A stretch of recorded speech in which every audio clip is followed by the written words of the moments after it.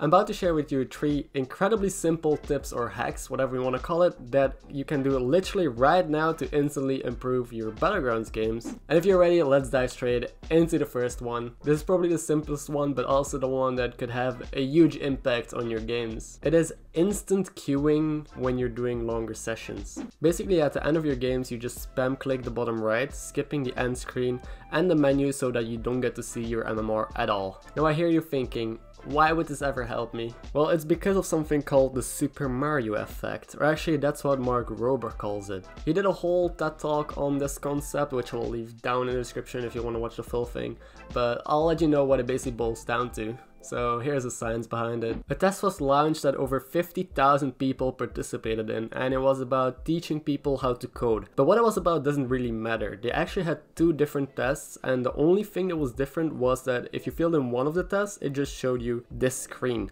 While if you failed in the other test, you lose 5 imaginary points that don't mean anything. Turns out that people who didn't get a penalty had a 60% higher success rate. They also had 2.5 times more attempts than the other group. So a very simple conclusion from this test is that people who don't have a negative association with losing or with failing will succeed more because they're willing to try more. Another example is toddlers. They don't care if they fall 1,000,000 times, they just want to get up again and learn to walk. Or perhaps a better example, another video game, Super Mario. This is also where the name comes from. A game where you don't care if you fall into a pit, you'll just remember that pit and jump a little bit further next time until you reach the end, because that's all that matters. So all of this can be applied to Hearthstone Battlegrounds as well, I think, where your determination and learning is affected by this rating that just gets shoved right into your face. It is not even your real rating. Everyone apparently has this hidden MMR on which the matchmaking is based on. What Battlegrounds really needs is a casual mode without any rating, but because we don't have that, instant queuing is the best we can do right now.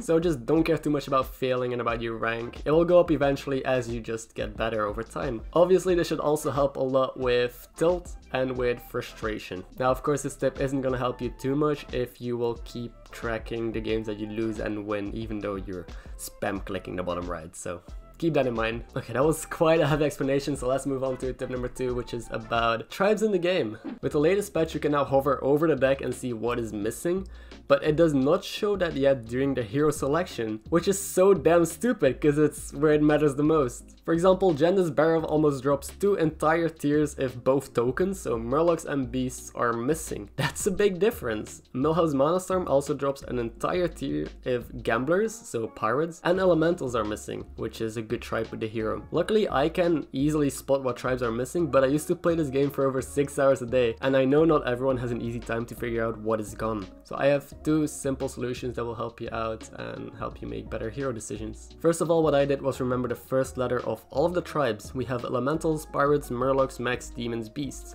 which is EPMMDDB. Now to help you remember that, I came up with a nursery rhyme. Every pretty Murloc makes the drunk dudes blush. So once again, feel free to follow along. Every pretty Murloc makes the drunk dudes a blush. The first letter of every tribe in a nursery rhyme. Just engrave this image in your head and you'll be fine. Now the second solution is a whole lot easier if you don't feel like remembering anything. Just grab a piece of tape, stick it to your monitor and write all the tribes on there. This way you'll know what is missing in the blink of an eye. Now the final life hack I have for you is to not just play one game, but actually play 3 different games. Now, what do I mean by that? Just don't play a Battlegrounds game with one mindset and one goal. It is something I see way too much. Shifting your perspective on the game is going to make you so much better. A single Battlegrounds game is basically made up of 3 completely different games: the early, mid, and late game. Now, there's a couple of concepts that overlap, but the main objective always changes. Now, I could honestly make an hour-long video on every stage of this game, but I'll try to give a clear explanation and outline the most important things that I want you to remember. The early game is mostly like playing solitaire. Sometimes you care a little bit about what your opponents are doing, but mostly you're going to figure out what kind of game we have. Do you have a strong opener with a nice leveling curve? So is this going to be a greedy high roll game? Or is Bob giving us trash and do we have to try and just get a top 4 by playing safe? Are we getting pairs? Elementals? What is this game? And then we enter the mid game, which is much more like playing chess. We didn't have much control about the opener we played, but let's say we play the Queen's Gambit. A good chess player will know what the lines are to take in the Queen's Gambit, what the next moves are and what to expect. The same happens for us. We'll have to figure out what we're gonna do this game, usually by hitting some sort of direction. This could be our scaling like Caligos, maybe Lightfang, or we just roll double Deflectobot. Basically, we know what to look for and what to do in the next couple of turns. And eventually we're going to be top 3 or top 4, and then the late game has begun. And the final game we move into is rock, paper, scissors. If your opponent is playing rock, you're not going to win if you keep playing scissors, even though you were able to beat some paper players earlier. Now what I mean by that is that if your opponent has a golden little rag and you just Gars on the board, your Lightfang is not going to match that, even though it was good enough up until this point. So to beat this rock player, we have to try and switch to paper, which could be Poison Divine Shields. Now I've won some lobbies with ridiculously stupid boards just because I was countering my opponents perfectly. So that's how you view the late game. So a quick recap on what I talked about in this video. Try instant queuing. If you're doing longer sessions, this might help you learn and improve faster, as well as make you less tilted.